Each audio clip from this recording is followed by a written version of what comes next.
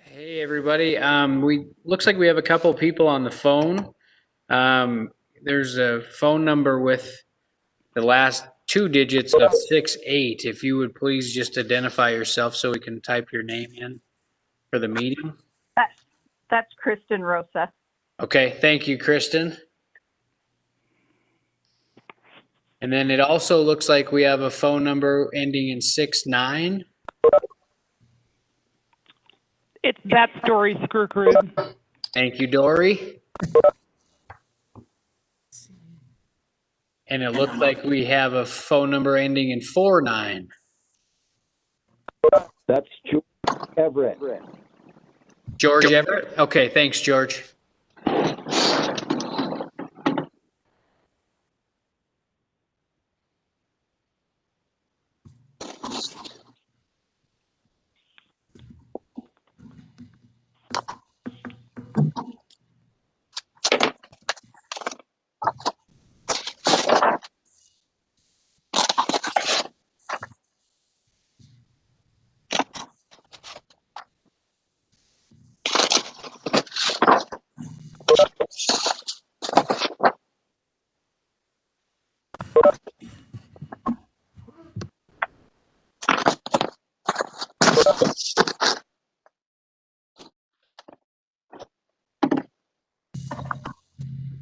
John, I don't see a check-in place for checking in our attendance.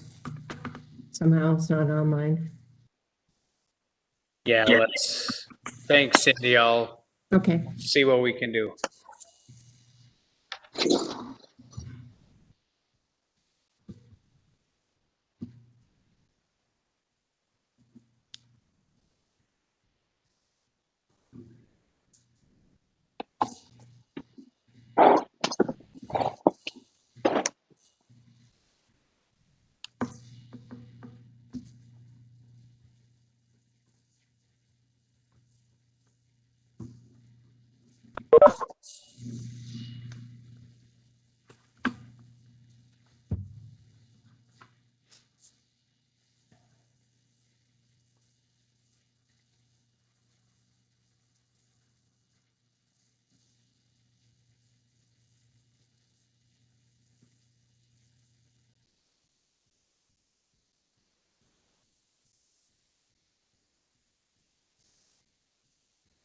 Here we go.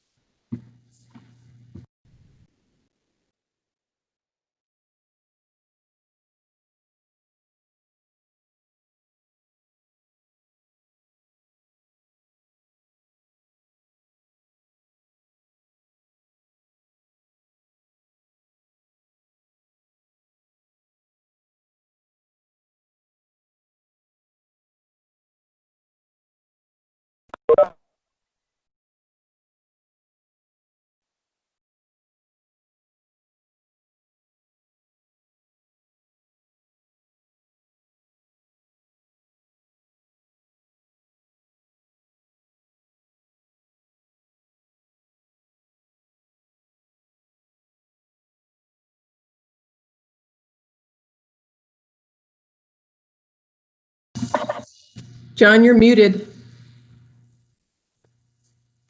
Oh, you mean I can't talk to myself? All right. I will bring the Butte-Silver Bow Council of Commissioners meeting to order for Wednesday, December 16th, 2020.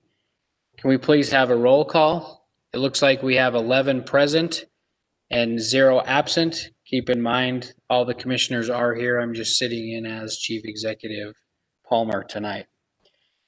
The next item on the agenda is the prayer and the pledge. Commissioner McDonough, would you please lead us in on that?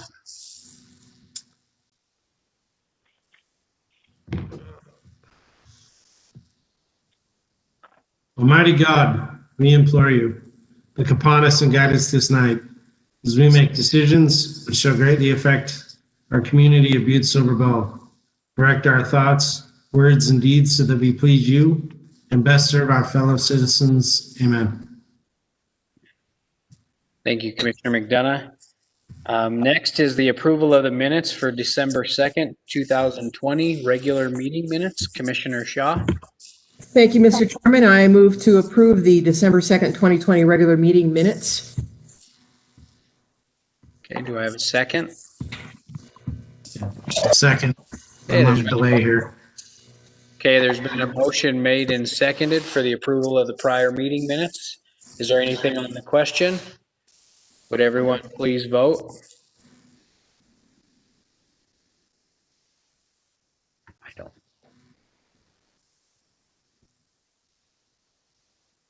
Okay. Would anyone like to change their vote? Can we please see the vote?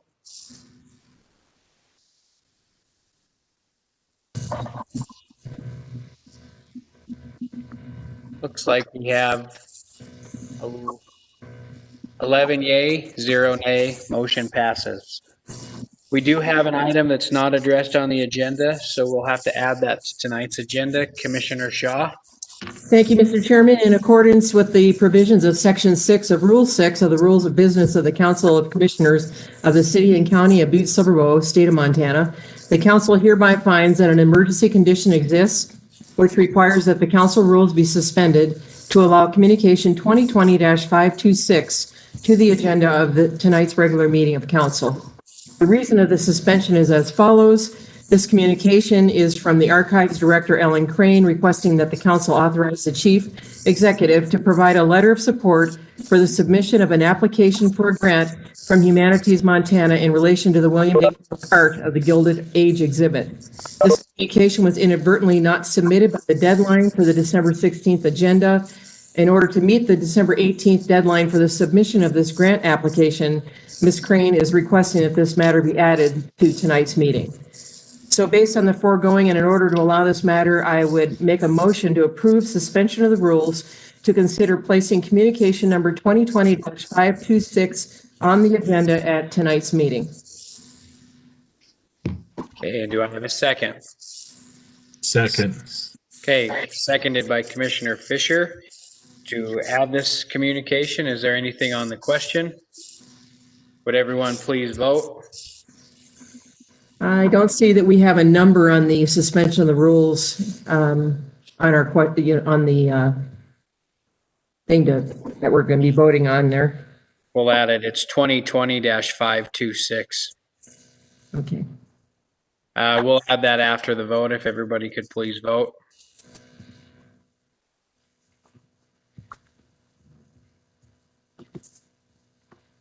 Okay, would anyone like to change their vote? Then we can see the votes. Looks like we have 11 yay, 0 nay. Motion passes. So that we will add into the agenda after we get to the get through the consent agenda. Next item is the chief executive's report. Couple of things that I'm not answering as the chief executive, but I want to mention a couple of things that are on tonight's agenda that has caused a little bit of a stir. As you will see, there's a few items on the agenda to be read and acted upon. As I've done in the past, I've always added those communications to that section of the agenda if the council has not been given proper notice on adding them to the presentation portion of the agenda. And so that is why those items are reported in that section, because they were just turned in last Friday. There is one item in particular that is on there that it's been discussed that they're looking for a vote to be taken on it. And I just want to let everybody know that purpose of communication 2020-504 is just a presentation and no action is being requested, nor will it be taken tonight from this council. So I just wanted to clarify that a little bit before we get going. The other thing that I would mention tonight is remember that next Wednesday, December 23rd, is an off night for the council.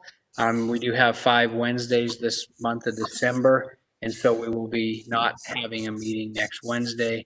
Our final meeting for the year of 2020 will be the following Wednesday, which I believe is December 30th.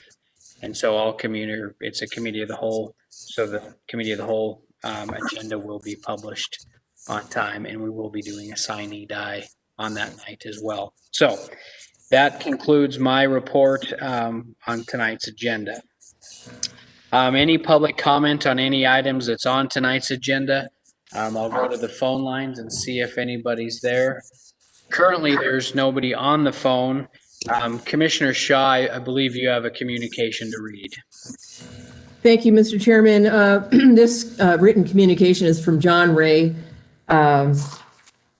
He doesn't have his address on here, but I would like to read this into the record.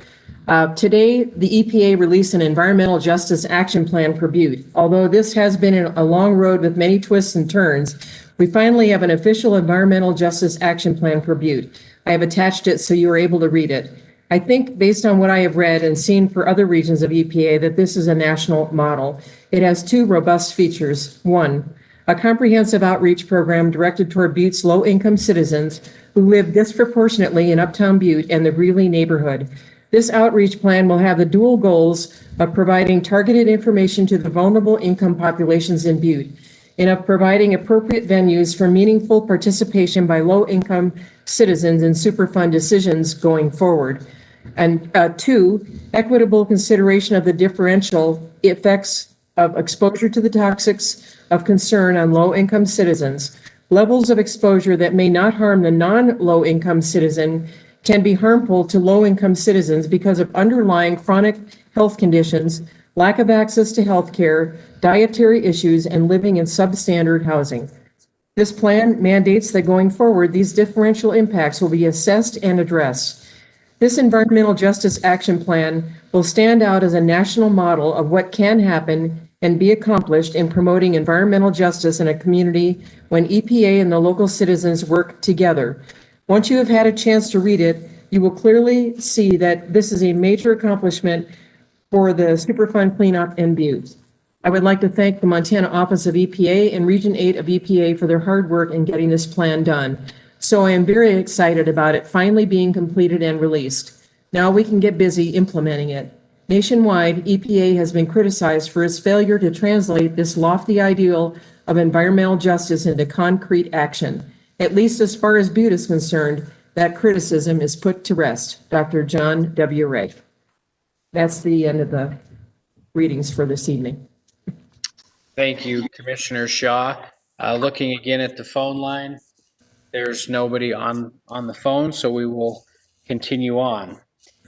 I'll move on to section 1, the consent agenda. A, the committee reports 1 through 4. B, communications 1 through,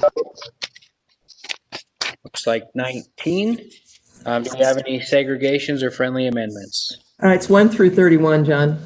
1 through 31.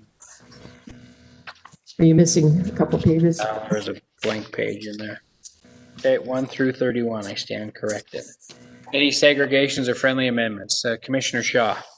Thank you, Mr. Chairman. I would like to segregate item 13. This is communication 2020-506. Commissioner Shaw, did you want 506, number 13? Yes. Can you hear me? Okay. Yeah, Okay. I wanted to make sure it wasn't the sign ordinance. I'm sorry, what was that? Wasn't it the sign ordinance? That's number 12. Oh, excuse me, you're right. I stand corrected. Item 12, 2020-505. Thanks. Thank you. Commissioner Olson? Thank you, Chairman and Chief Executive John Morgan. I would like to segregate communication number 8, 2020-499. Number 8, 2020-499. Any other segregations? For everybody that's on the meeting tonight, if you're not speaking, can you please make sure your microphone is on mute? Is there any other segregations? Okay, seeing none, Commissioner Shaw. Thank you, Mr. Chairman. At this time, I move to approve Section 1 consent agenda A 1 through 4 and B 1 through 31, with the exception of item 12, 2020-505, and item 8, 2020-499. Second.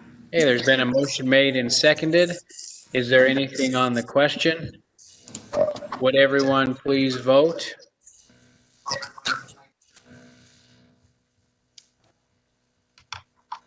Looks the consent agenda.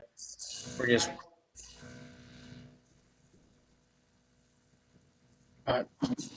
for what ones, Kathy?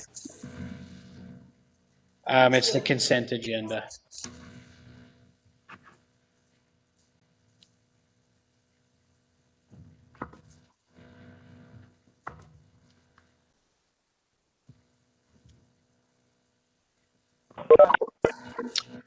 Okay, would everyone please vote?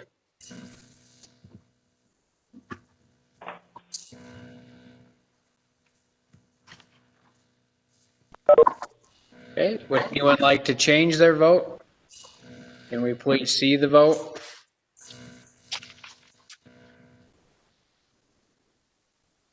Looks like we have 11 yay, 0 nay, so motion passes. Okay, so going through the communications, we have number 8, 2020-499.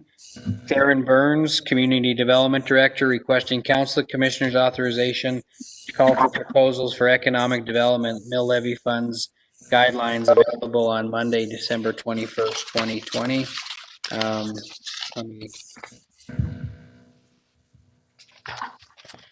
Commissioner Olson. Thank you, Chairman Morgan. The reason I segregated this is that in our last economic development meeting, I suggested making some changes to the RFP, and those changes won't be ready for the December 21st RFP publication time. And so I'd like to I don't know if we need to hold this in abeyance or we need to submit a separate or a new communication at the next meeting. Commissioner Olson, the only problem with that is who would be introducing that communication as the new year, the new slate of commissioners would be brought in. Is there somebody else on the committee that would would do that. Commissioner Shea, do you have a question or no? Okay. So Commissioner Olson, is that in the form of a motion? Or what are you going to do? Would other members that are going to be on next year's want to present that, or Commissioner Fisher, for instance? Thank you. Commissioner Fisher. Thank you, Chairman Morgan. I don't believe I will be serving on the Economic Development Committee in the next term. But I would make a recommendation that although they were good ideas, time is of essence, and I think that we should concur and place on file communication 2020-499. That is a motion. Thank you. Okay, there's been a motion made. Do I have a second? Second. Okay, there's been a motion made and seconded on this communication to concur and place on file. Is there anything on the question? Okay, seeing, Commissioner Sorich? Thank you, Mr. Chief Executive, Mr. Morgan. See, I guess my only comment was, I guess we could probably move forward with it now, but I'd sure like to see that committee make some of those recommended changes forward next year, because I think there were some good ideas to be added to the RFP.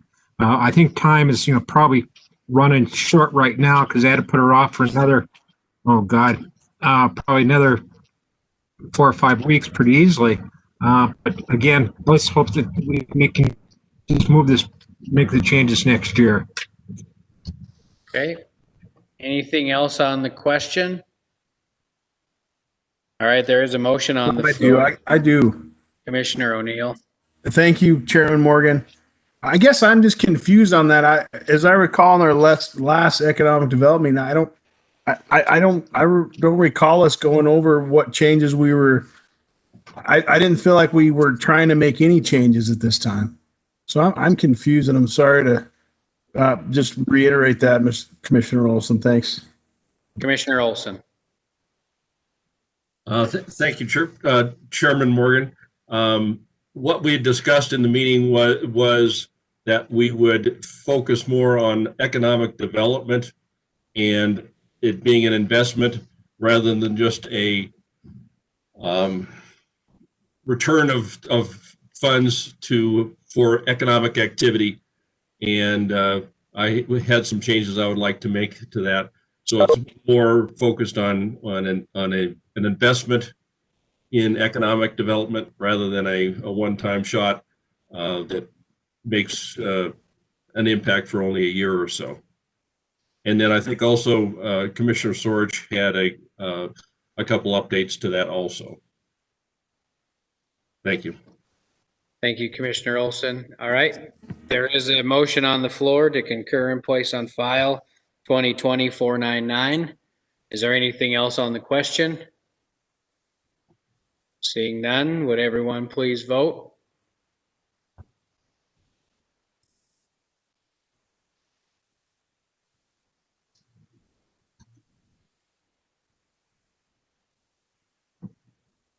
Looks like I'm just waiting for a couple more. Please make sure you can vote.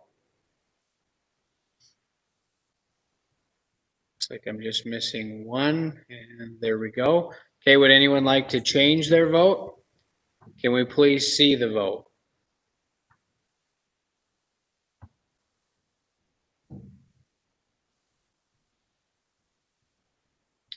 Looks like we have 10 yay, 1 nay. Motion passes. The next communication is number 12. Communication number 2020-505. Dave Palmer, Chief Executive, requesting Council of Commissioners concurrence in the following appointment to the Local Sign Ordinance Committee. Carol Link has graciously agreed to serve on the board. Commissioner Shaw. Thank you, Mr. Chairman. I just wanted to give everybody an update. They're probably wondering, we already had a submission by the Chief Executive to have a sign ordinance committee formed, and we approved it. But what did happen is John Morgan, Commissioner Morgan's original letter that started the ball rolling, he did ask for a citizen to sit on this board, and that was just by mistake was not added in. So Chief Executive Palmer reached out to Carol Link, and she graciously accepted to be on that. So we're just adding on the citizen aspect of the board that was originally intended by John Morgan's original communication a month ago. So just an explanation. So if there's no questions about that, I will, any questions?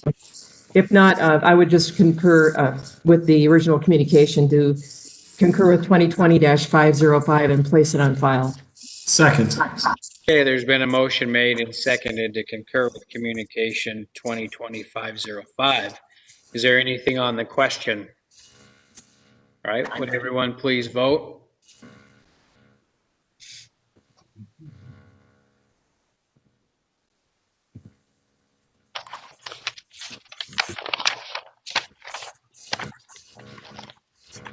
Okay. Would anyone like to change their vote? Can we please see the vote?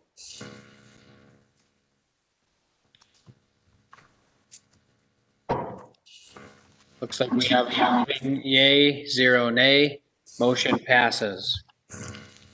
Next item on the agenda is going to be the communication that we added to tonight's agenda.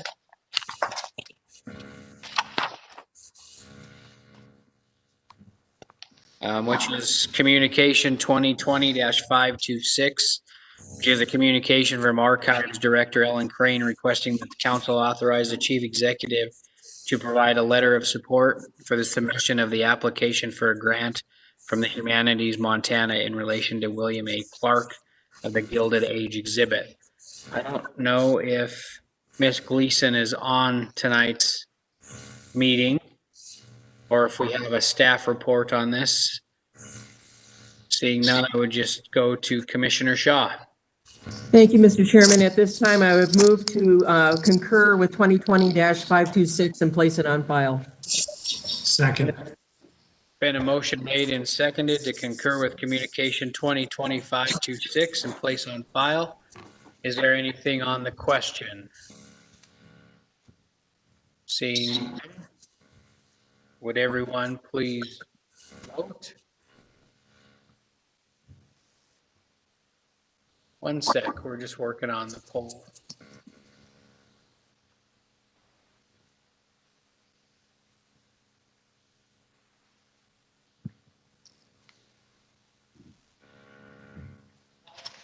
Five, two, six.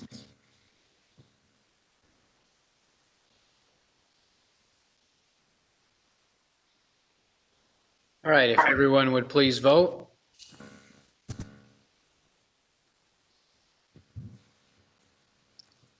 Okay, would anyone like to change their vote? Can we please see the vote?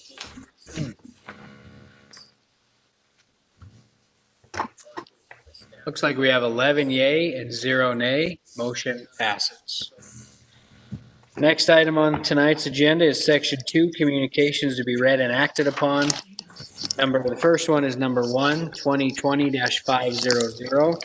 Karen Burns, Community Development Director, requesting Council of Commissioners authorization for 10 of the recipients of the economic mill levy monies to give a presentation within 90 days of project completion on Wednesday, December 16th, 2020. Miss Burns.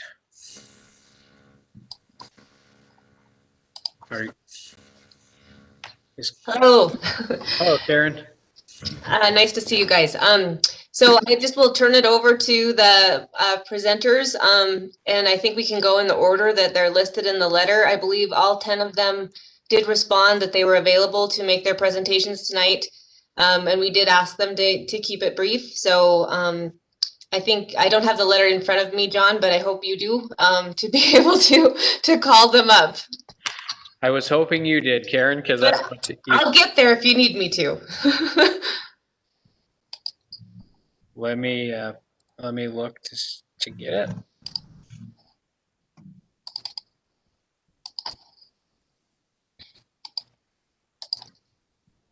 Main Street, Uptown Butte is first on the list. Thank you, Commissioner Olson. Main Street, Uptown Butte, if you could give your report.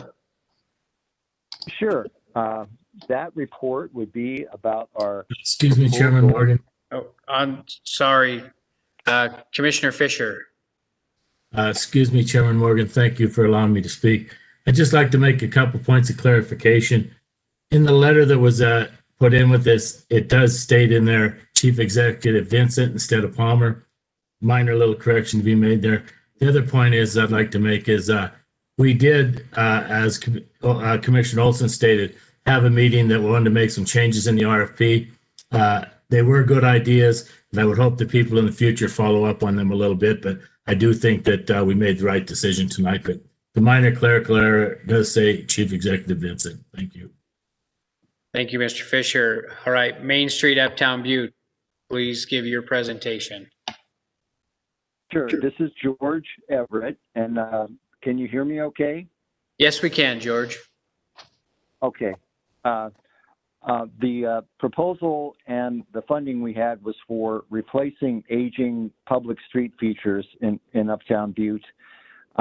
This was a project that has been going on for several months and had several pieces involved and several players.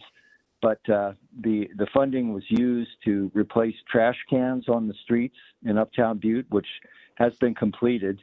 I think you might have seen them. That's the first time they've been replaced or improved since the 1980s. Next was the planters that are aging pretty bad, but they've been replaced. They have been received, and they are in storage at the public corral and will be installed in the spring. And then the third part of that was to replace aging banners, which have, through attrition, we've lost quite a few of the street banners. And so these have been ordered and will be received probably after the holiday season, which in Butte goes through middle of January because of the Serbian holiday.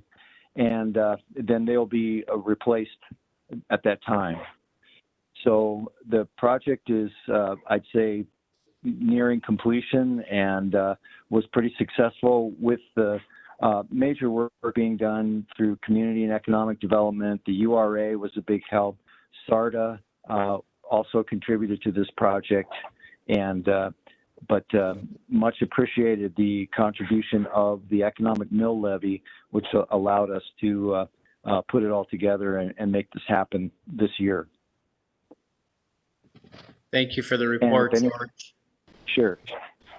Does any of the commissioners have any questions? Commissioner Callahan? Thanks, Chairman Morgan. I would just like to thank Mr. Everett. The garbage has been replaced, and they've done an incredible job of holding a lot more garbage. We have less garbage on the streets. I appreciate your dedication to the community and keep up the good work. Thank you. Thank you. Okay, any other questions? Commissioner O'Neill? Thank you, Chairman Morgan. Also, like great job on that, Mr. Everett. And also, as economic, if once economic, the development keeps going, please note part of that is the more development uptown, they'll need a place to put their garbage. So that's a great thing for that. I just want to add that positive thing to having that done. So great job. Okay, any other comments? All right, thank you, George. The next one is the World Museum of Mining, if a representative is on the phone or on the meeting. Yes, hi, this is Jeanette Koff. Can you guys hear me? I'm on a weird connection. Welcome, Jeanette. Yes, we can hear you just fine. Excellent. All right, I'll make this brief. First of all, thank you for funding us for for our payroll. Timely thing for me to ask for payroll. It was definitely a rough year. But thanks to this money that we were awarded, $9,600, we're able to keep some of our employees a little bit longer. Yes, it was a very rough year. We were at about 48% of last year in terms of guest count. We're still working out some of those numbers. But we were able to increase the hours of one of our gift shop people to change them over to collections registrar. And we're in the process, and they're staying on year round at 30 hours per week. And so, and I had asked for 50 weeks. So this is kind of an ongoing grant. And then we have another person that's starting at about 10 hours a week for the next about 6 months working on a special project, thanks to this funding for the collections registrar. So the money did exactly what I wanted it to do. It created a position at the museum to keep us going and to get some cataloging done. So thank you so much. Thank you, Jeanette. Does anybody have any questions? All right, seeing none, thank you again. The next one is the Montana Gaelic Cultural Society. There's a member on the meeting. Commissioner McDonough. Thank you, Chairman Morgan. I will be representing the Montana Gaelic Cultural Society this evening. As we all know, our festival season was canceled this year, so we did sign a contract and we did accept the funds on behalf of the festival, but we safely deposited in our account and had hoped to use them, but we have not expended any funds. And we still retain the funds that we've had in our festival checking account or bank account that we were intending to use for the festival. So I think it was, don't have the exact dollar amount that the festival received. I believe around 4,000. We still have those funds. Commissioner Olson. Yeah.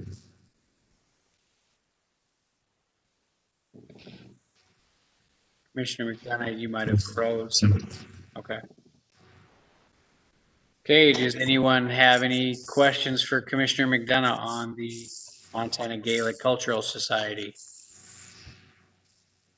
Commissioner Sorge? Thank you, Mr. Morgan. Brandon, I just want to say thanks.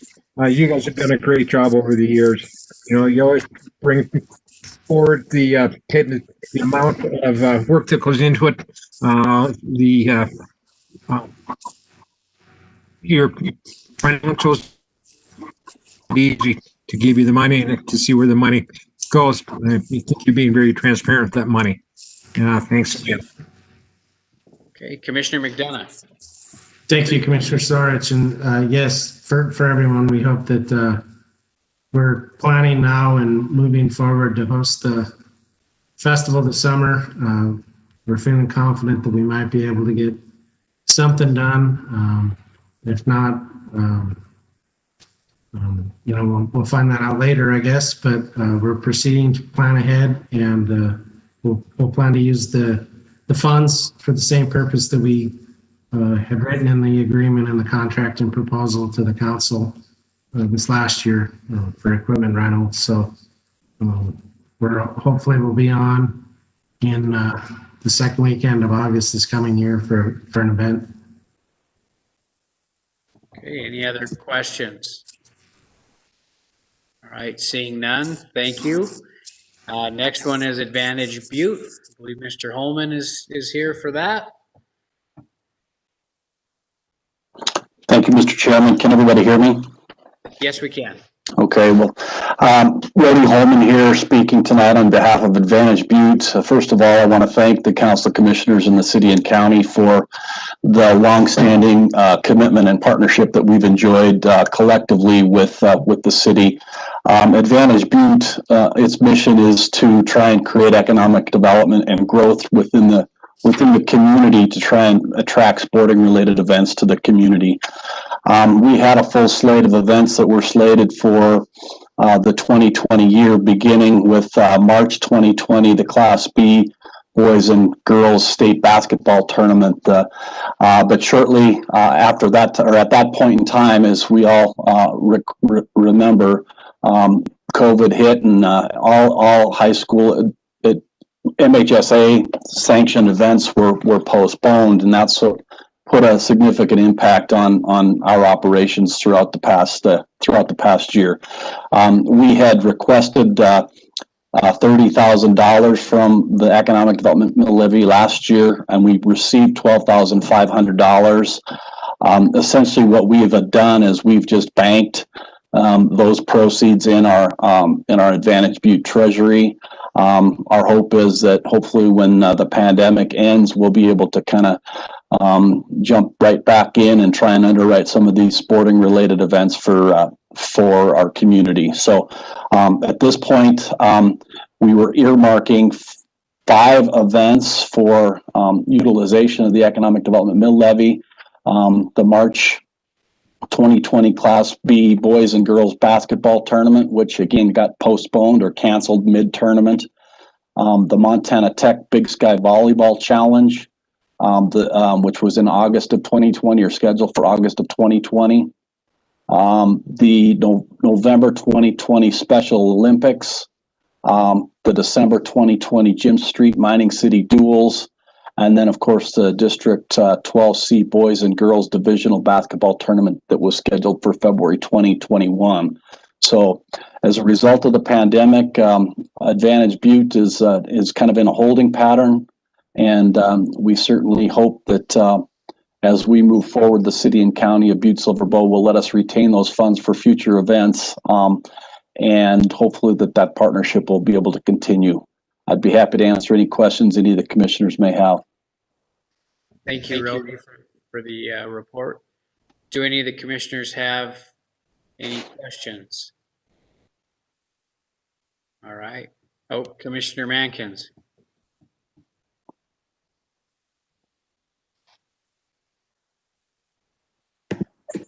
Thank you, Chairman Morgan. I just want to thank Rody Holman and the Advantage Butte. He did one of the sporting events that he didn't, was not on his agenda at the beginning, was that Butte Golf was selected for the AA divisional golf. And at that time, we're kind of in some money crunch and to help out the athletes. And Rody and Advantage Butte helped out immensely to help that event to go on. And it was a first time event. So I want to thank you again. And the girls team really wants to thank you because then they had the opportunity to win that tournament. So thank you again. You're welcome. Thank you. All right. Any other questions or comments? All right. Seeing none. Thanks, Rody, for the report. Thank you. The next one is Butte Local Development Corporation. Mr. Wilhauer, are you on the line? I am. Thank you. Commissioner Morgan and fellow commissioners, as the others, we want to say thank you for your support with the Economic Development Mill. It's a very impactful program for our community, and I know one of the things we certainly enjoy seeing with it is the diversity of organizations that it supports. With our funding last year, we primarily had requested support for business recruitment, and that included developing marketing materials, promoting Butte throughout kind of the greater West and certainly within Montana, and then having a really robust toolkit to provide potential business leads when they reached out.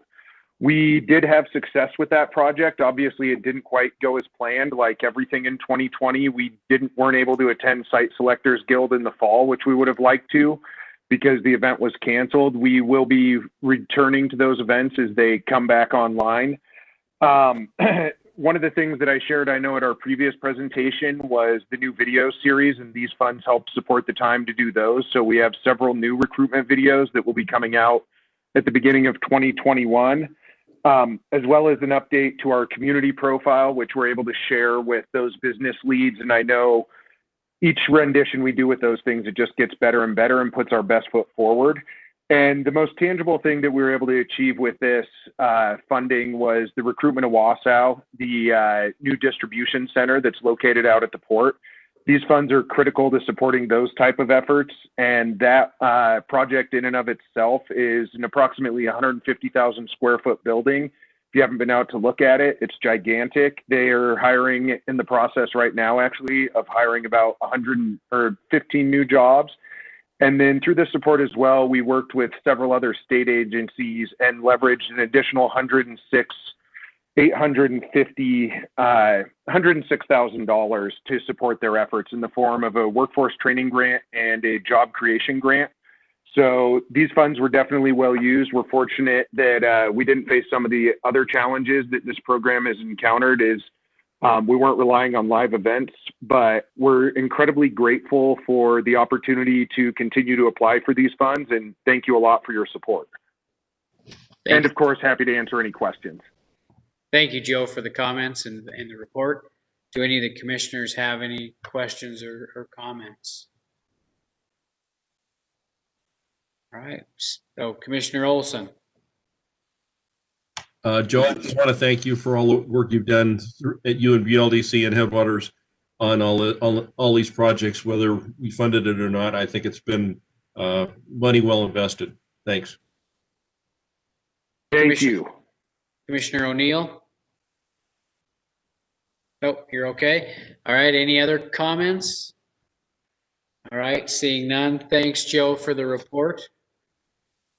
The next one is Miners Hotel and Spa.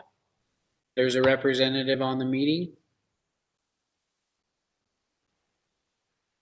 Miners Hotel and Spa.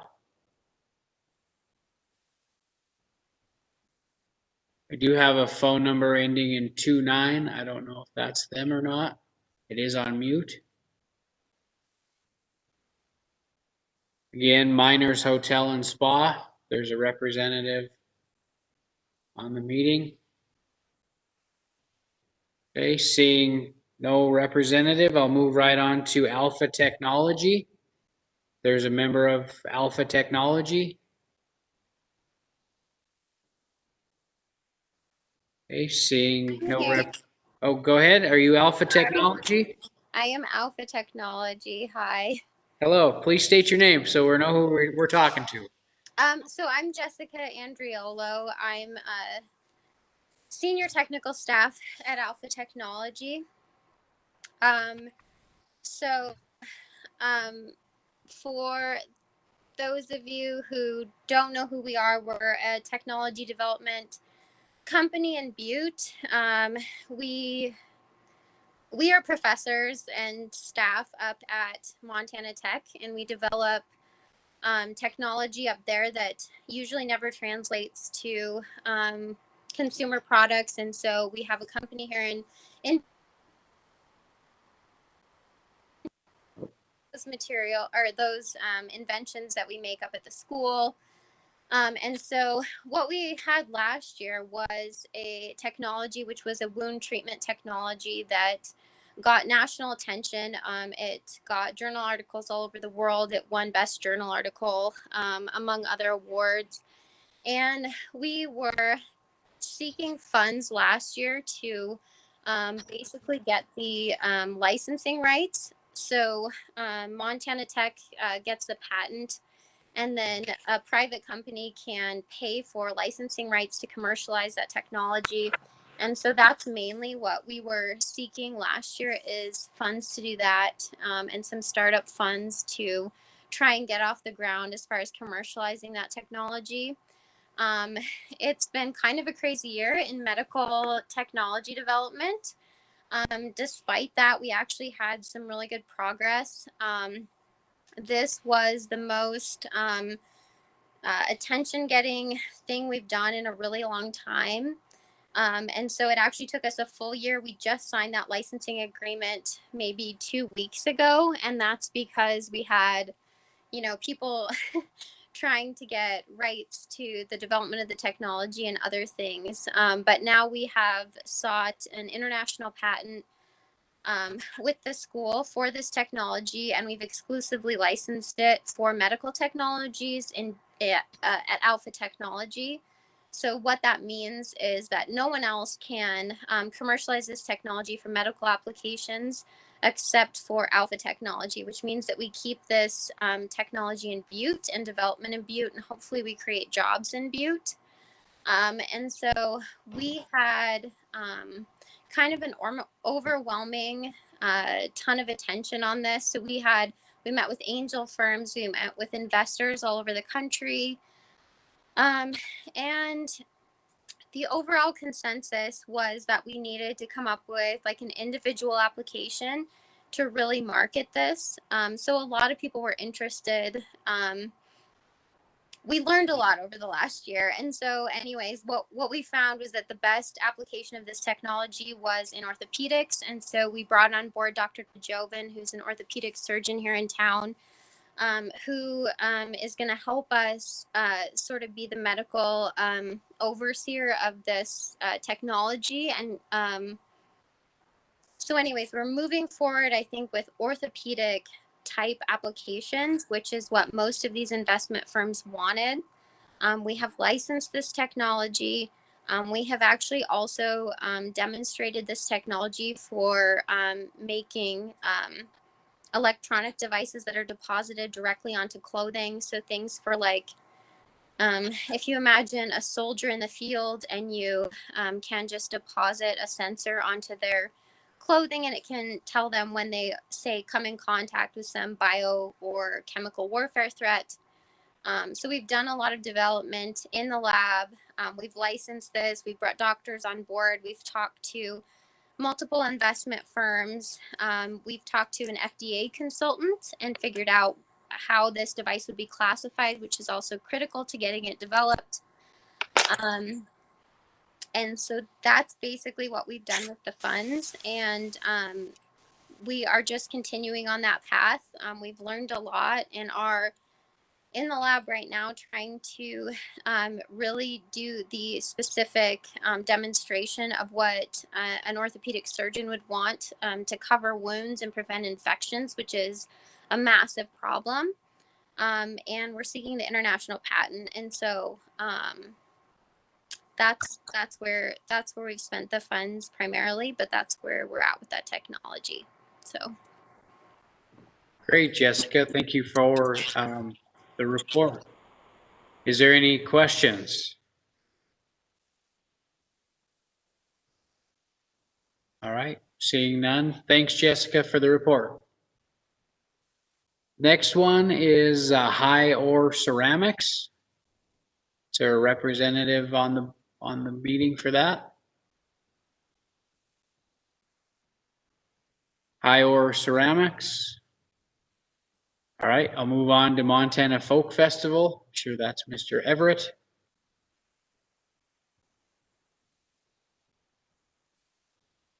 Montana Folk Festival. Can you guys hear me? Okay. Montana Folk Festival. All right, I'll move on to Friends of the Urban Forest Board. They're a member of the Urban Forest Board on the meeting. Okay. Not seeing any more. Mr. Morgan? Who was that? Commissioner Olson? Yes, I can tell you a little bit about that. I'm on the Urban Forest Board. What the grant or the money was used for last year was to create tree grates, which are those metal plates that sit around the base of a tree in the sidewalks. These are they've got about half of them made and installed. They still have 3 or 4 in production. They are a little bit unique in that they have a design of the unique to Butte of the gallows frames in the plates, so they're not just a blank sheet of steel, but they're about halfway done with the production, and the production was done by Haas Steel here in Butte. So that's an unofficial report from the Urban Forest Board. Great, thank you. I've seen those grates and they look really neat. So thank you for doing those. Okay, I'm not seeing any other ones. I'm just going to go back through the Miners Hotel and Spa. Any representative on the phone? High Ore Ceramics, Montana Folk Festival, and then the Urban Forest Board, we did have a report. So, okay, thank you. Karen, did you have any recap or anything you wanted to mention? Thank you, Commissioner Morgan, members of council. I did reach out to Ted Ackerman for the Miners Hotel, and he did say he was trying to join, but I'm not sure he was able to get on. So I apologize for that. But we're excited to get the process rolling and work with the Economic Development Committee. And thank you, Dan, for your all your help and guidance on this. But it is a lengthy process, so I agree with the commissioner's decision to move this forward at this time this year, just because it'll be March before we're able to get funding into people's hands. And I believe it's a tough year this year, and I think it's a good time to roll this out. So thank you for everything. Thank you, Karen. Commissioner Shaw, just as this is on the to be read and acted upon, please make a motion to note, place on file. Commissioner Shaw. Thank you, Mr. Chairman. I would move to place communication 2020-500 to note and place on file. Second. Okay, there's been a motion made and seconded to note 2020-500. Is there anything on the question? Okay, seeing none, would everyone please vote? We're just keeping it posted.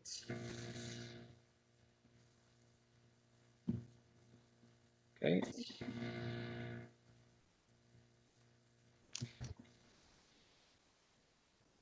It's like I just need one more. Please make sure you hit submit.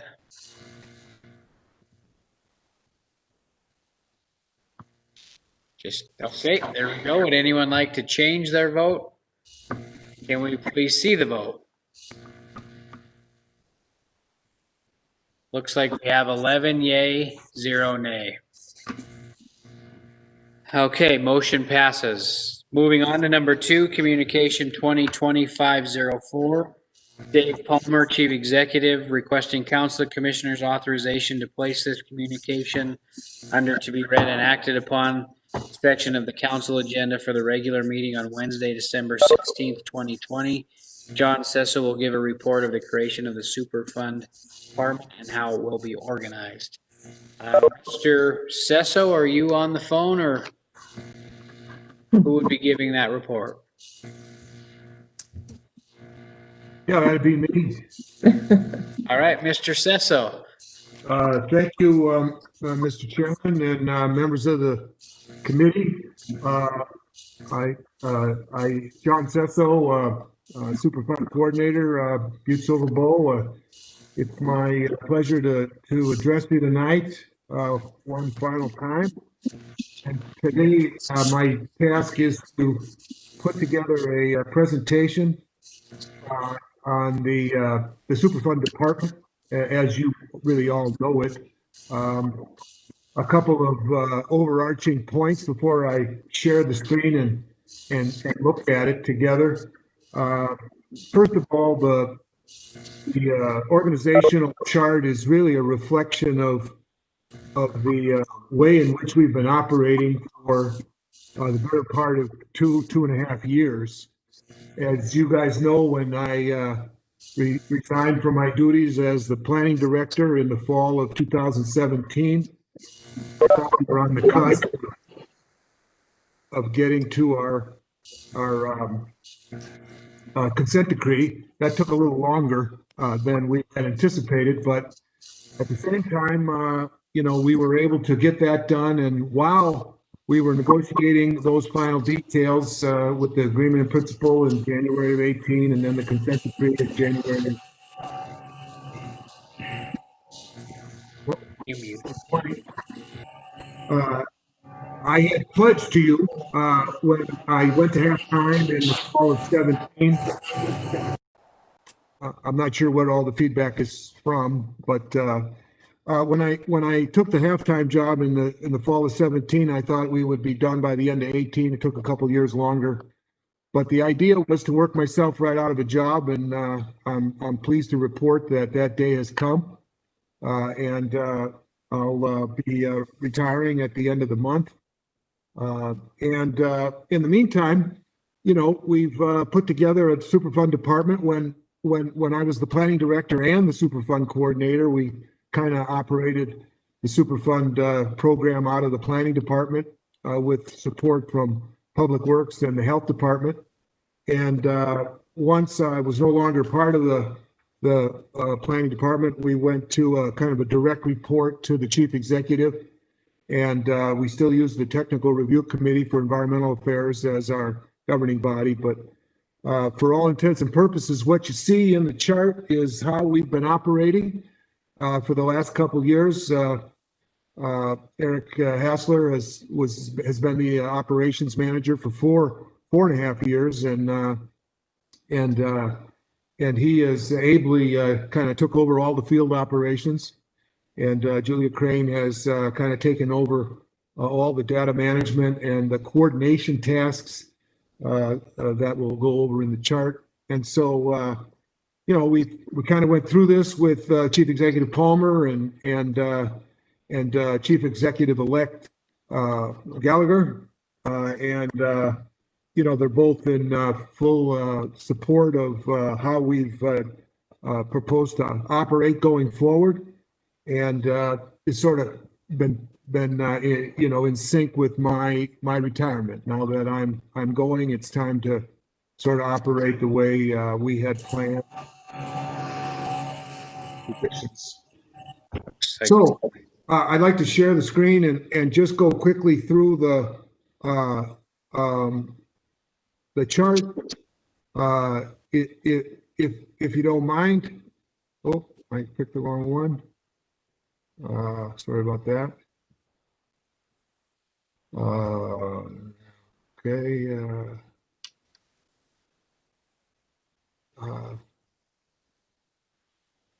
Sorry about that. Stop sharing that one. And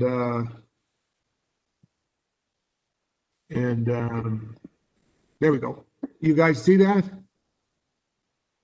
Not yet, John. Okay. Oh, there it is. All right. There we go. So everybody see that one? Yes, we can. Okay. So, the first point to make is that we're one of several departments at Butte-Silver Bow, and the Superfund department is really not going to be able to succeed and do its tasks unless we're in sync with all the other departments. We're one government, and we're the Superfund department will be just one department within that government. Our relationships with Public Works and the county attorney's office and the health department and clerk and recorder has a significant role with respect to a lot of the documents we have to record with deeds in our RMAP program. The planning and community development departments are right in there as well. So we're one of many departments, and we got to work together. And I think it's Chief Executive-elect Gallagher's intent to make sure that these are all integrated together. Going through the chart, the changes. Really, as I mentioned, the Superfund coordinator position will be extinct at the end of the month. It'll be phased out and replaced by the department director and assistant director. Eric Hassler, as I mentioned earlier, has ably stepped in as our operations manager for these many years, and is a great pick by the chief and chief executive elect to run this department going forward. He's been with us for more than 20 years, and he knows the Superfund in and out, and will be a great director. And Julia Crane, incidentally, on this chart, the blue boxes are people and positions, and the white and gray boxes are tasks and programs, etc.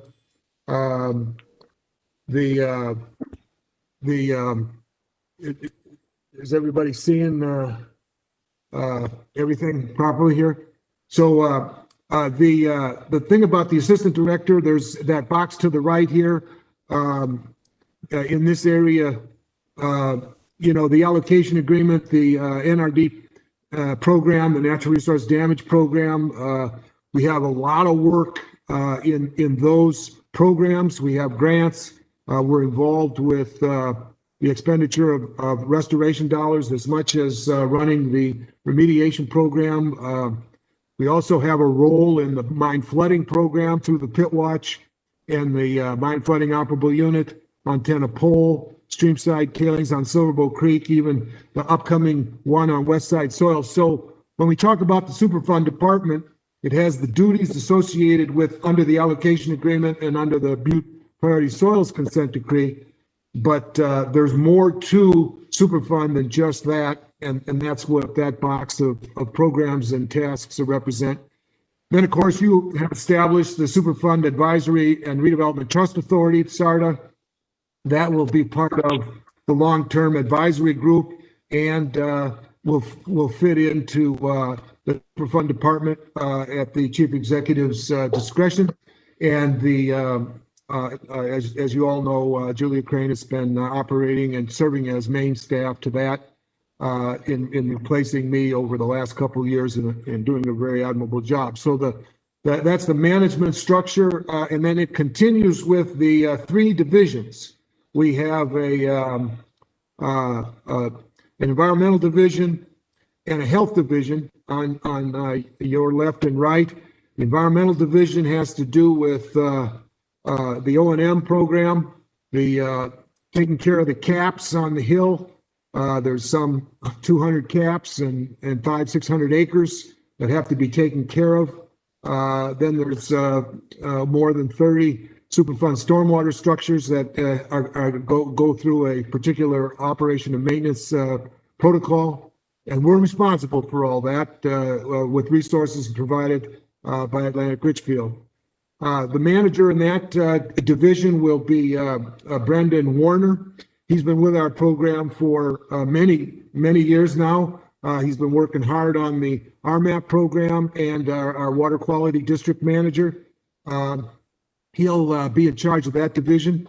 And as you can see on the chart, the water quality division, the operation and maintenance, the excavation and dirt moving protocol process to make sure we hook up with the planning department and the building code department on excavation permits, stormwater permits with the public works department, and working on the implementation of some of the work plans in the consent decree for priority soils. And then we'll have an inspector position. Tom Malloy has served us ably for 20 years. He retired in the spring, and we'll be making a replacement there. And then the O&M crew. We have a crew of 5 now who are responsible for the tasks that you see underneath there. And, I'd like to give them some recognition. These guys have been with us for a while. Kevin Peterson, Nick Patrice, Jay Clark, Eric Burke, Tim Olson. We're really blessed to know that the 5 guys who, we got in that crew have been with the program now for a few years, and they really know their business, and they're doing a good job of taking care of business in the field and doing a lot of things by instinct now. They know what they're supposed to do, why they're supposed to do it. They're taking care of maintenance problems before they occur, and so that whole division is really a manifestation of, as I said earlier, the way we operate now. But we're putting it in the division. The other big division we have, of course, is the health. We're calling it the Human Health Residential Metals Abatement Program Division. That manager will be Chad Anderson. He has been with us for more than 10 years as well. It really has sort of replaced Eric in taking on the management of the human health and the RMAP program. He's in charge of those things, has been for a little while now. So he takes over as the manager in that division. And again, the tasks are to run that residential metals abatement program, connect with the health department with respect to the health study and the blood testing program that we perform through the health department. And, we've got those other tasks going on. Here again, we'll have an inspector, probably share that inspector with the environmental division to make sure that the sampling activities are done correctly. It'll be how Chad and Eric decide how they want to run it. But in this case, we have a crew, 2 crews of 3. The way we operate the residential metals program, basically the abatements in the attics is according to OSHA standards and the like, we have a crew of 3, 2 guys in the attic, 1 guy running the Vector truck on the street.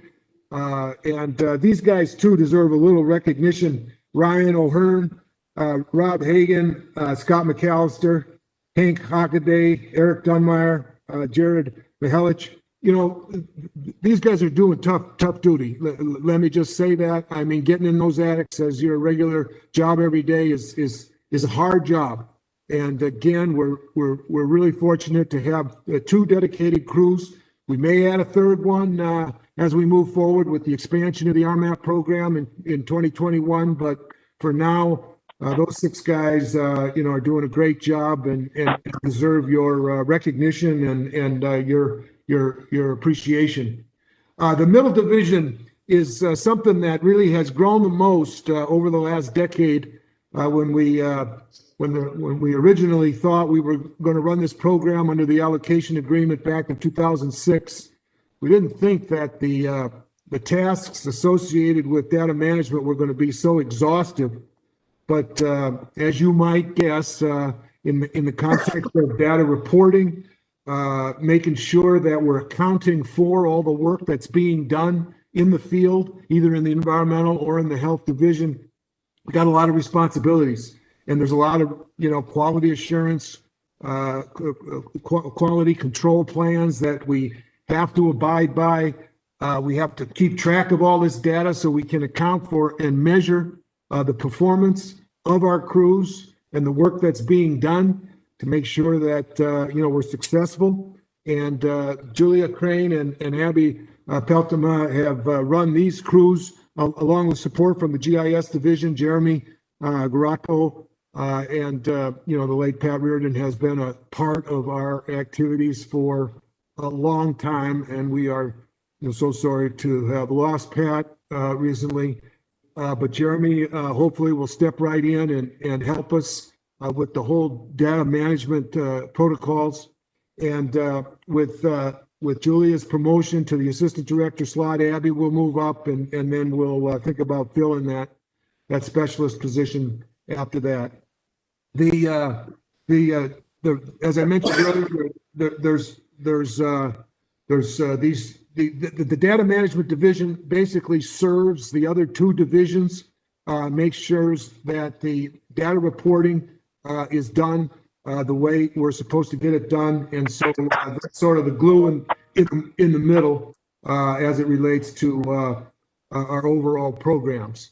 So we do get some support. There's about 20, based on the 2021 budget, there's approximately 23 full-time equivalent employees working here at in the Superfund division, and there's about 18 of them that are full-time. The 2 crews on RMAP, the crew on the O&M program, our 5 people who are running the show, and then there's a couple, 2, 3 other people. Particularly at the health department, John Rolich, Jenna Fisher, Karen Milani, Danielle Giacomino, and Amy Velk, who are also under Karen Sullivan's leadership, helping us out and pretty much taking care of some of the water quality issues that come up, as well as running that blood lead testing program for the RMAP program. Of course, as I mentioned earlier, we get great support from a lot of divisions, and one in particular has been the county attorney's office, County Attorney Joyce, and she has designated Deputy County Attorney Maffei to provide the legal support to the division. Her role was substantial during the negotiation of the consent decree, but will be equally important going forward to make sure we're following all of the obligations outlined in the consent decree. So with that, that's about what I wanted to present. As I mentioned, this is really how we have been operating for the last couple of years, and now culminating and how we plan to go about this, and culminating with my retirement. We're finally making it somewhat official for the long term. As I mentioned, we've vetted this pretty thoroughly with certainly the Chief Executive Palmer, who's approved the plan, and Chief Executive Gallagher, who will be taking over in January, and wanted to make sure he was well aware of what we were doing, why we were doing it, and has expressed his support as well for the way in which we're organizing ourselves, and the people and the structure that we've set up. So that's the overall the Superfund department going forward, and be glad to answer any questions that you might have, and perhaps leave you with a couple closing remarks. Mr. Chairman. Thank you, Mr. Sesso, for the in-depth report on the structure of that. There's a lot of information in that, and you covered it very well. Additionally, I just want to publicly congratulate you on your retirement, and let you know you've done amazing things, you and your teams, for Butte over the many years, and thank you for what you've done. It's been a pleasure for me working with you over the past 12 years and seeing the things that we've done. So congratulations, and thank you for the report on the org chart. It kind of lets you see exactly how things have been working as well as they have over the last several years. So any other questions that the commissioners have? Commissioner Sorich. Thank you, Mr. Morgan. I guess it's more of a comment. John, thank you.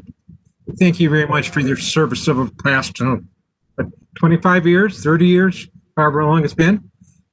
Anyways, it's come a long ways from where you were just a couple of people, and you've done a lot of good things for Butte-Silver Bowl and our Superfund. I just want to say it's been a well-deserved retirement, and hoping to see you around, hoping maybe in the papers of the Pit Watch somewhere along the line. Commissioner Fisher. Thank you, Chairman Morgan. Thank you, John Sesso. Appreciate all you have done and are doing for our community. Your expertise and knowledge will be greatly missed. With that being said, you did state that Chief Executive-elect J.P. Gallagher is on board with all these appointments down the line that you have in place. So you're saying that you and Chief Executive Palmer and J.P. Gallagher have discussed who will be the director and admin and all that down the line. It just seemed kind of, this brought up to me by a constituent, it just seemed kind of different that you being retired and Chief Executive Palmer no longer being in office, that JP wouldn't have more input with only 2 weeks left, and you and Chief Executive Palmer, that he wouldn't have more input in putting personnel in the positions he desired them to be in for his future rather than the past. You can make a comment if you want, but I do thank you for your service, and your knowledge and expertise will be greatly missed. Thank you. Thank you. Mr. Sesso, do you have a response or? Well, I appreciate the comments. Thank you, Jim, and thank you, John. Thank you, John Morgan, John Sorich. I think we've kind of vetted this pretty well, Commissioner Fisher. The way we've organized ourselves is, as I mentioned, the way we do business, have been doing business. I have been sort of stepping back further and further from my duties in terms of being the Superfund coordinator. I have delegated all of the management responsibilities to to Eric Hassler. I delegated all of the coordination, the things I used to do as Superfund coordinator to Julia Crane. You know, I've concentrated pretty much throughout 2020 to get that consent decree over the finish line. That's where I kind of dedicated my time in these last 2 years. So we been working with JP throughout as, Parks Director. So, he has grown to work with our crews out there in the field and in the manager's offices during his time as Parks Director. Chief Executive Palmer, we presented the first drafts of the organizational chart in the spring as we were negotiating and completing the consent decree. So I really don't think that there's any surprises here. The duties that these gentlemen and women are taking care of are what they're doing now.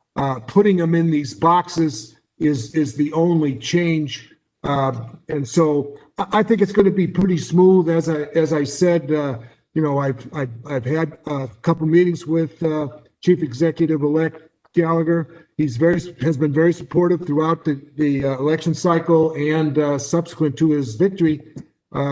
Has sort of concurred in what we're doing and why we're doing it, and the people who are doing the job that they'll continue, albeit in these more formal posts. So that's my comment. But I think that I'm feeling really good about leaving because we really got a good crew, and they've been doing these jobs pretty well for several years now. Thanks, John. JP, did you have a comment? Thanks, Chairman Morgan. And Commissioner Fisher, I appreciate the thought that, that as I come in, it would be good to put the people in and make the decision for myself as I take the chief executive office. But I have been in contact and kind of been a part of the process along the way since essentially declaring and being associated with the Superfund department and Eric Hassler and Julia Crane. I've been working alongside them.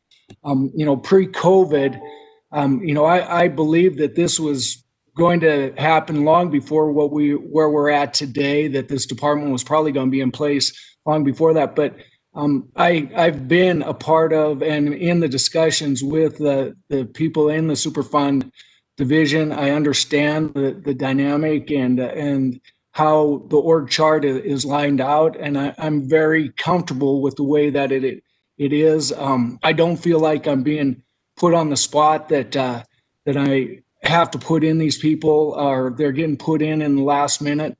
I would be the first one, and I've said this very strongly. They still will be a report to me, and I will be very involved in what goes on here. But I am comfortable with the people that will be leading the Superfund department, and it by no means do I feel like I'm getting kind of blindsided by this at all. Thank you, JP. Any other questions, Commissioner Olson? Thank you, Commissioner or Chairman Morgan. And I just wanted to put my 2 cents worth in here about the Superfund stuff since I've been involved with it for the past couple of years. I've worked alongside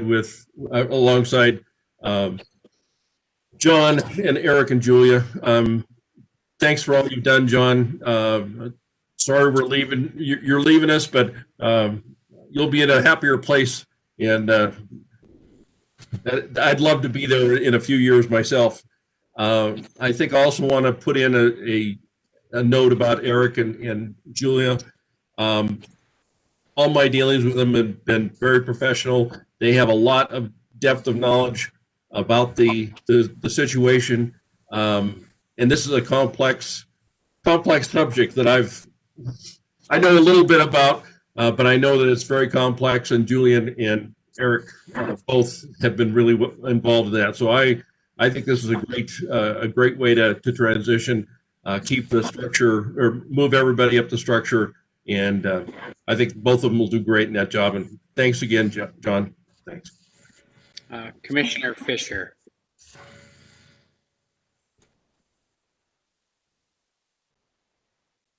Commissioner Fisher, you're on mute, actually.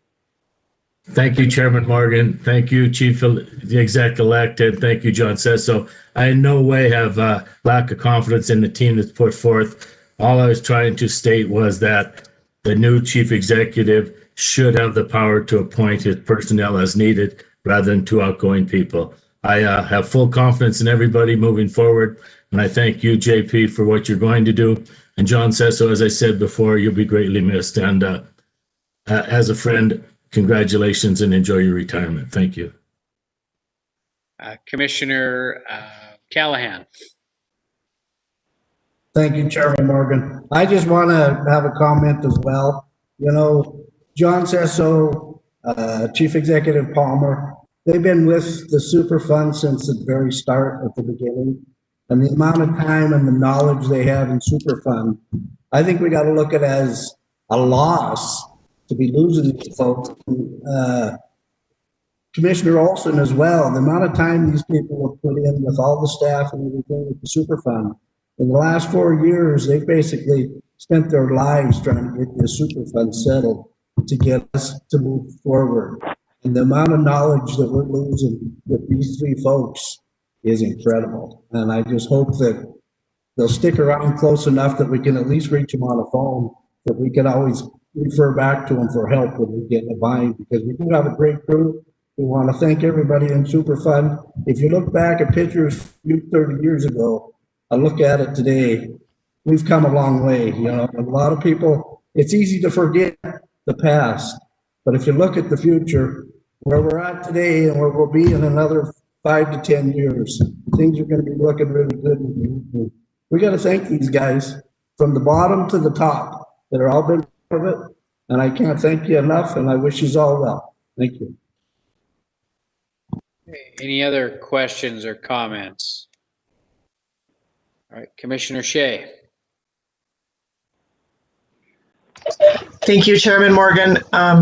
Mr. Sesso, I just really want to thank you and your team and Commissioner Olson, everybody that's been involved with the Superfund for all the years back, because I was a relative newcomer to the scene 2 years ago.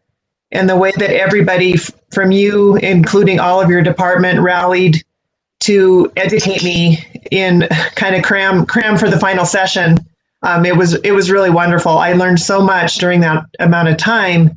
And so I owe you really a big debt of gratitude, as does the entire community of Butte. However, the next steps are yet to come, and really great things are going to happen.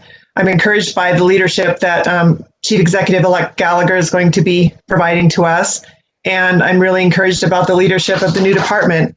I think that Eric Hassler and Julia Crane are going to provide excellent leadership for the rest of the department. So congratulations on your retirement. I will miss you, but I know I will see you around. You're like a bad penny, I have a feeling. At least I hope. So thank you very much from the bottom of my heart. All right, anybody else? Commissioner Frederickson. Thank you, Chairman Morgan. I'll keep mine brief, but I also want to congratulate John. When you retired from the legislature, I guess you were turned out. I stated that you're an inspiration, and it's even more so for me. The work that you've done in our community is just, I don't know if I can think of anyone else that's provided such a community service to us. So I want to thank you again, and Miss Crane and Mr. Hassler are going to do great. I have no doubt that the right people are in place to keep this going forward. So thanks. All right. Thank you. Commissioner McDonough. Thank you, Chairman Morgan. Yes, kudos, Mr. Sesso and the Superfund team for all of your efforts and work on behalf of Butte-Silver Bow. I think that, when I started on the commission, Superfund resolution seemed like it would never happen. And it was always kind of like the elephant in the room, but happy to see it resolved to this point, and I know that there's a lot of work moving forward, but kudos to you and everyone in the department for getting us this far. And I too feel that we're in good hands. Whether we acknowledge it officially or not, we've technically had a Superfund department for 4 or 5 years at least, that we've always referred to in council as the Superfund team, which is technically a department. And they've been able to answer all of our questions and keep us on task. And I too am thankful. So thanks for your service. All right, any other comments? Commissioner O'Neill. Thank you, Chairman Morgan. I didn't want to say anything, but I felt like I needed to have my turn as well. So, John, congratulations. It's after COVID's over. I will give you a hug. Thanks for cleaning up our town. Appreciate it. The new COVID team it's nice to have a new created organization that's already created with people that are experienced. We're not making them up. And I think it's awesome. So again, appreciate all you guys' hard work, and drink lots and enjoy yourself. All right, any other questions? Seeing none, thanks, John, for the presentation. Do you have a couple comments to close Mr. out? Chairman, I appreciate the kind words this evening. I just wanted to close this off. Again, it's always been my view that a person is judged by how well things work when they're not there. And really, I can't be prouder of what happened in the planning department and my departure there, and Lori and her crew taking over. And I couldn't be more confident in the crew that's going to lead the Superfund team into the future. In closing, it's been really my privilege to work at Butte-Silver Bowl these many years. The opportunity to serve our community, both as a Butte-Silver Bowl employee and as a legislator. And I wanted to take just a few seconds to thank the commission's past, the commission's present, for allowing me to serve in the legislature as a local government employee, giving me the time off, and the people that stepped up in my absence, those 8 sessions, 32 months, 33 months of my career, almost 3 years, where I was permitted to go to the legislature and serve Butte in a different way. But I really have to be nothing but thankful for everybody allowing me to do that. And I would encourage the commission and the chief executives in the future to encourage others to do that and allow that to happen, because I think it worked out really well for Butte to have that nexus between the local government and the state government in trying to get good things done for our community. Lastly, I appreciate all of the great remarks in terms of what I did, but I'm nothing without the people I've worked with, both within the department and in all the other departments, all the people that came before me and will now come after me. Kudos to people who choose public service and for a living, for an occupation. And I'm glad to have had the opportunity to be one of those people, and nothing but thanks to all of my colleagues over the years and currently. And it's a little bit of a drag that we cannot say these things with beverages in our hand and at a celebration that hopefully will come in the new year. But believe me, there will be a party. There will be a party, and you will all be invited, and we will set this retirement off in the right way. So thanks to everybody. I appreciate your support over the years. Thanks, John. For a motion, Commissioner Shaw, for this communication. Thank you, Mr. Chairman. Get back to my thing here. Okay, at this time, I would move to place communication, or to note Communication 2020-504 and place it on file. Note and place on file. Second. Okay, there's been a motion made and seconded to note communication 2020-504 and place it on file. Is there anything on the question? All right. We're just getting the ballot set up here.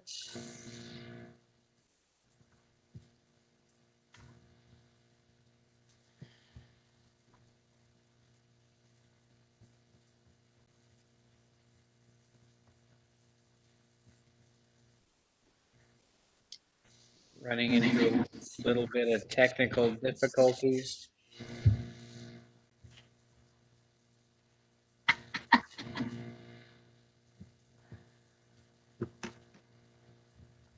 At this time, I'll just move for a verbal vote on this, if it's okay with the commissioners. The motion on the floor is to note communication 2020-504. All those in favor signify by aye.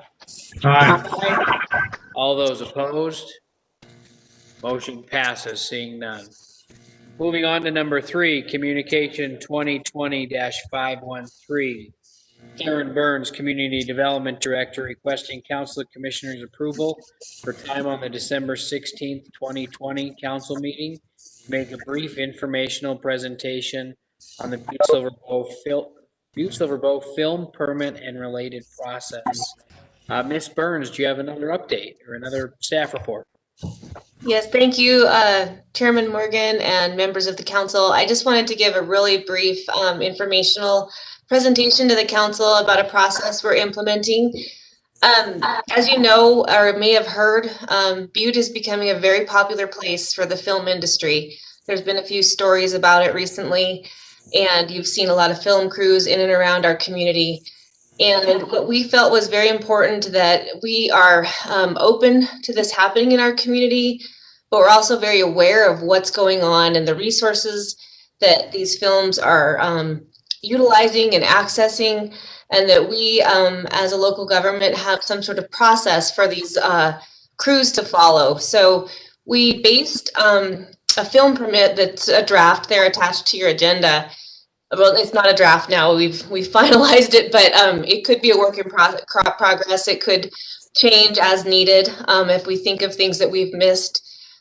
This film permit was modeled after both Bozeman's film permit and a small city in California. And we kind of stole from them because, you know, why not use what you have available to you? But what this does is allows for these crews to access a permit on our Butte-Silver Bow website. It'll be linked to community development and to Parks and Rec and to some other places where folks may look for it.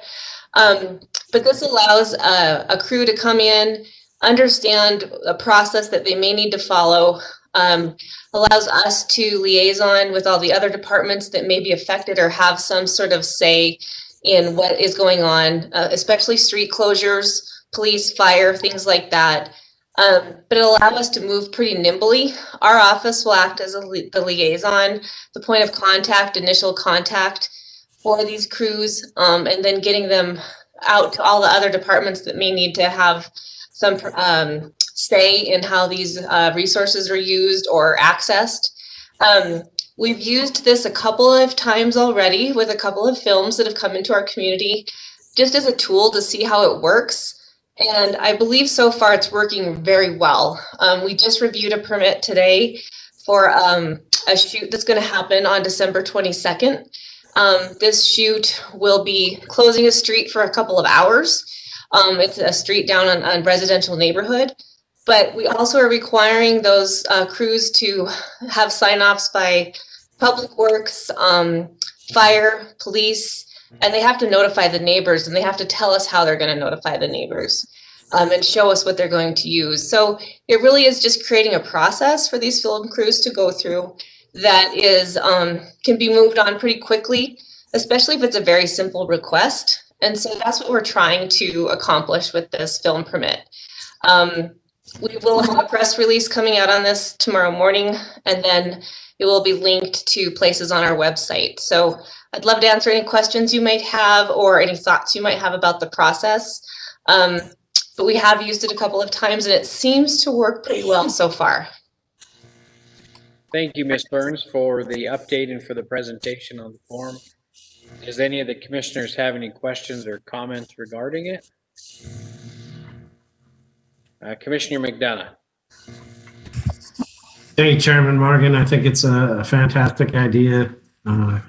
We all recall her a few months ago, like the second or third longest council meeting I've ever sat through till like 12:30 or quarter to 1 in the morning. We were debating whether or not we should let a film company use an out-of-state agreement and access the mine yard. And we ultimately voted no, but I think it was more due to the process, the fact that we didn't have our agreements in place at Butte-Silver Bow. So I think this is very progressive, and kudos to Karen and the department and everyone else that's involved with putting something together. I think it's no different than the special events farm that was developed through the festivals, just to have a process in place for events or activity in the community. So I think it's a great step forward. Any other comments? All right, seeing none, Commissioner Shaw. Thank you, Mr. Chairman. At this time, I would, let's see, we want to approve this, so I would move to concur and place 2020-513 on file. Second. Karen, just as a point of clarification, you're not asking for proof or permission to use this arrangement. This is just simply a presentation, correct? Yes, Chairman Morgan and members of council, it was, I just wanted you to all be aware of the process that we're starting to use for these permits. And know that if something rises to the level that we have to follow a separate formal process and bring it to the council for their permission, we will definitely do that. But we do want to have a place where people can just, get the approvals they need on the fly, as we're able to do that quickly and not at a weekly or bi-weekly council meeting. Okay, well then I will amend my motion to note and place on file 2020-513. I'll second that. Okay, there's been a motion made and seconded to note communication 2020-513 and place on file. Is there anything on the question? Okay, would everyone please vote?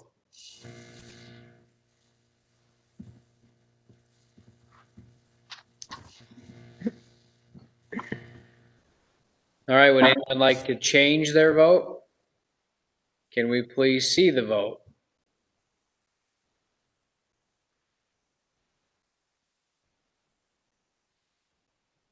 Looks like we have 11 yay, 0 nay. Motion passes. Moving on to section 4, which is, section 3, ordinances and resolutions referred to judiciary. Please take note of resolution number 2020-77. Moving on to section 4, ordinances and resolutions for final reading. First one is resolution number 2020-74. Is a resolution amending the budget during the fiscal year after conducting a public hearing at a regularly scheduled meeting of the Council of Commissioners in accordance with section 7-6-4006 MCA, appropriating unanticipated revenue to the Butte-Silver Bow Community Development Department Urban Revitalization Agency to be expended in the parking garage fund and providing for an effective date herein. Commissioner Shaw. Thank you, Mr. Chairman. At this time, I move to place Council Resolution 2020-74 on final reading and passed, having been deemed fully read at length. Second. Okay, there's been a motion made and seconded. Is there anything on the question? Would everyone please vote?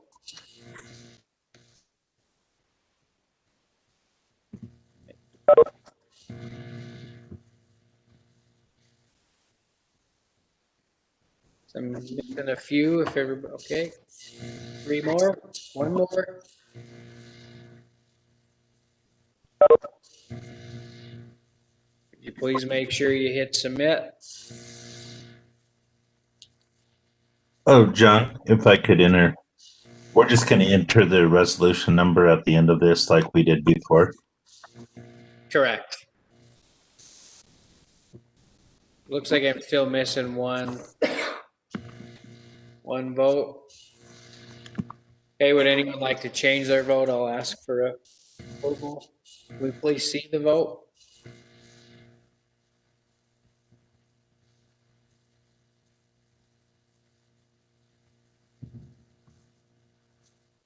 Looks like I need a vote from Commissioner Sorich. I can't see you, John, so if you could tell me. Yes, yay. Okay, looks like we have 11 yay, 0 nay. Number 2 is resolution 2020, or excuse me, motion passes.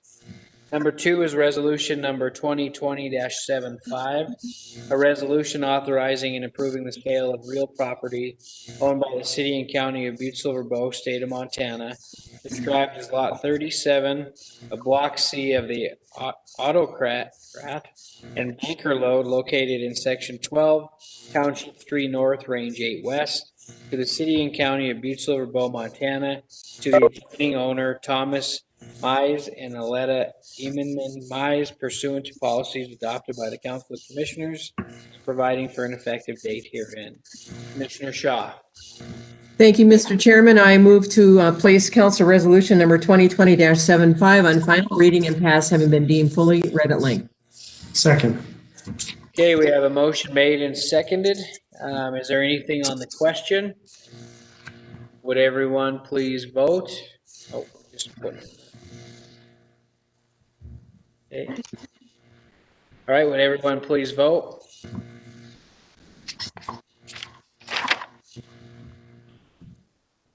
Okay, would anyone like to change their vote? Please see the vote. Looks like we have 11 yay, 0 nay. Motion passes. Number 3 is resolution number 2020-76. A resolution amending the budget during the fiscal year after conducting a public hearing at a regularly scheduled meeting of the Council of Commissioners in accordance with Section 7-6-4006 MCA, appropriating unanticipated revenue to the Butte-Silver Bow Community Development Department to be expended in the tax increment financing industrial district TIFID fund and providing for an effective date herein. Commissioner Shaw. Thank you, Mr. Chairman. I move to place Council Resolution 2020-76 on final reading and passed, having been deemed fully read at length. Second. Okay, we have a motion made and seconded for resolution 2020-76. Is there anything on the question? Seeing none, would everyone please vote?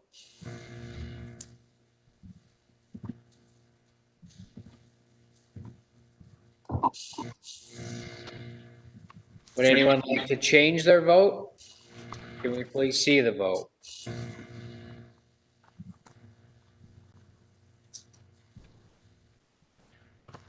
Looks like we have 11 yay, 0 nay. Motion passes. Section 5, ordinances and resolutions, suspension of the rules for final passage. We do have resolution number 2020-78. Commissioner Shaw. Thank you, Mr. Chairman. I move for the suspension of the rules for the purpose of passing Council Resolution 2020-76 by waiving subsection 7 of Rule 36 of the Rules and Order of Business of the Council of Commissioners, thereby having it considered for advanced passage without reference to the Judiciary Committee. Second. Thank you. There's been a motion made and seconded. The resolution is 2020-78. Oh, excuse me, 7-8. That's my mistake. Okay, thanks. So, I will amend my motion to reflect 2020-78. Second. okay, there's been a motion amended. All those, or would everyone please vote? This is on the suspension of the rules. 1 second, we'll.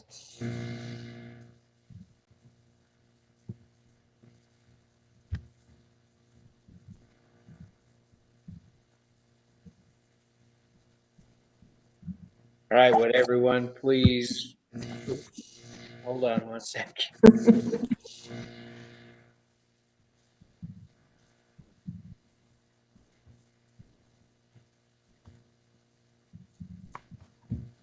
All right, would everyone please vote? Is it up there?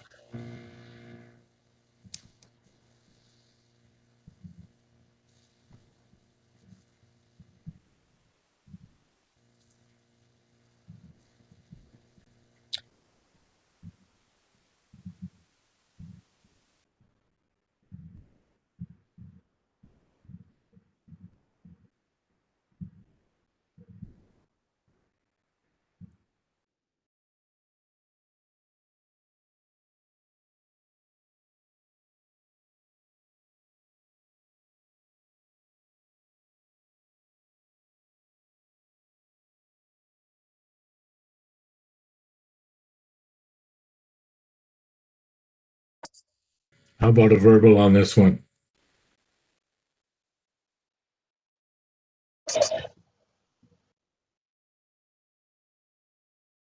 Did we lose everyone up at the courthouse, or is that what's going on? Yeah. That's what it looks like to me. I don't know. That's what it looks like to me too. For a minute there, I lost But they're a everybody. little behind. There we go. Oh, they're back. All right, it looks like Yay. we're back online. We are currently on a motion for the suspension of the rules for 2027-8. If everyone could please vote.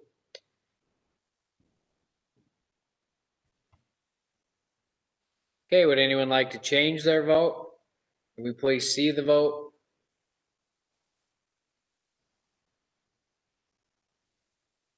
Looks like we have 11 yay, 0 nay. Motion passes.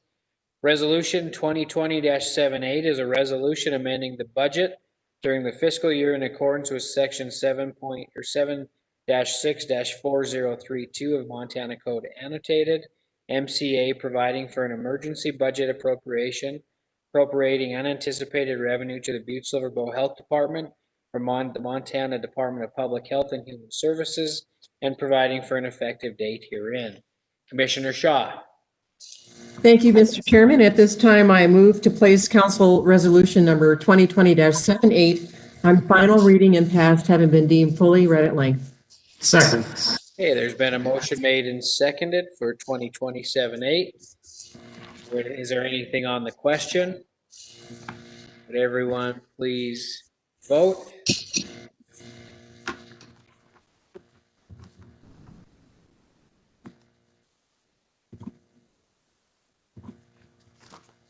Okay, would anyone like to change their vote? Can we please see the vote?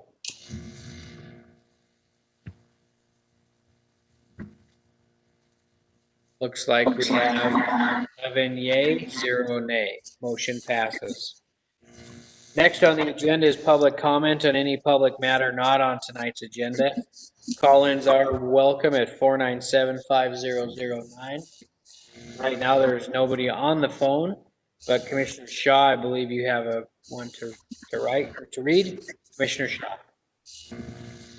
Thank you, Mr. Chairman. At this time, I have a letter that's from John Ray, and this is on an item that is not on the agenda, so I'll read it into the record. We need to stay the course. Even with the approval of the COVID-19 vaccine, we must continue to wear masks, socially distance, and practice good hygiene. We must keep a strong local government-backed public health policy. The ready availability of the vaccine is some time off. Even then, my understanding is that the vaccine does not prevent a person from becoming infected, but mitigates the severity of the disease. Issues regarding transmission and infectiousness remain unanswered. Also, once the vaccine appears, as has been the case with other viruses, the virus may mutate.